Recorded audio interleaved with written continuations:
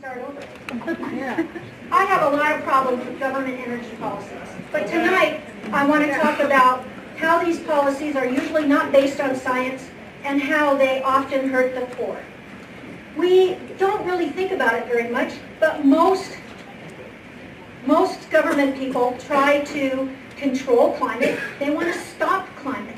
And how do they do that? By making slides are changing. They want to stop climate or stop climate change. And how do they do that? By making CO2 a pollutant. Well, you know, that's really not true. But why would we limit energy to the poor? And also, CO2 is the fertilizer of life on Earth. Models use CO2 as their primary driver of climate. But model results are not data, they're projections. In reality, real data shows that temperatures have been flat for almost 2 decades. Well, what do? Well, if you look at human and geologic history, you find that for the last 500,000 years, it's been cold, really cold. But what about the last 4,500 years, during the rise of human civilization? I don't think that most people would blame the Egyptians or the Romans or the Vikings for their warm periods. Humans certainly thrived during those eponymous warm periods. So if reality is not showing that CO2 drives climate, well, what do? Government's relentless attempt to curb production of CO2 hurts regular people, but especially the poor. Models use CO2, and CO2 is going up.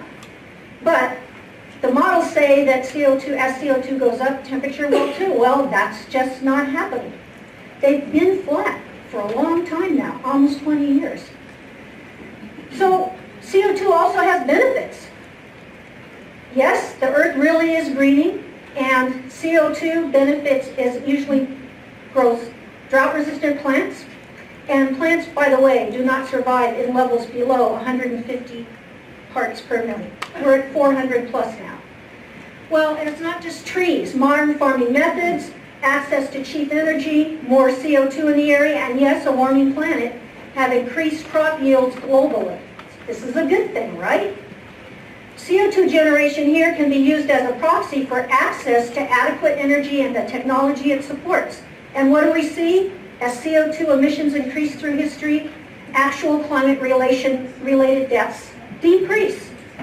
California is in a drought, yet we use a solar plant that gets 1.6 acre-feet of water per day, where a normal household uses 0.6 acres per year. They get a pass?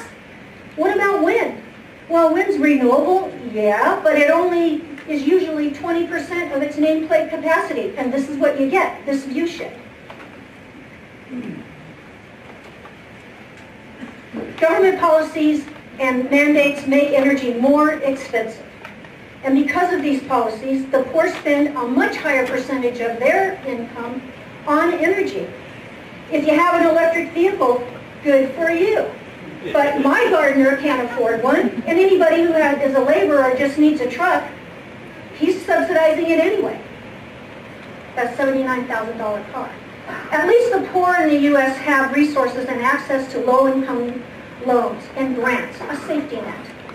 Economies in the third world don't have such options. They're forced to use primitive energy to cook and to keep warm during the winter. And the U.S., the most advanced technology, won't loan money to build a coal or a gas plant, the most cheapest and most available and accessible energy. And in many countries, they have their own resources. They just need to be developed. But that's okay. The UK and the World Bank won't finance them either. So some of the largest CO2 emitters won't help third world countries have basic electricity. At least China is willing to assist for a political access price. Even groups like the Center for Global Development, a progressive think tank, recognize that fossil fuels will give more poor people access to energy and a way to a better life. So the progressive answer is a politically correct soccer ball light or a solar pane to run one light bulb or one cell phone? No hospitals or refrigerators for them. So here we are. Remember this? Cold is bad. Warm is good. Cold is black death bad. So if CO2 isn't the driver of climate change, and humans have done better with cheap energy in a warmer world, why are we making energy more expensive and hurting emerging economies and the poor? Thank you.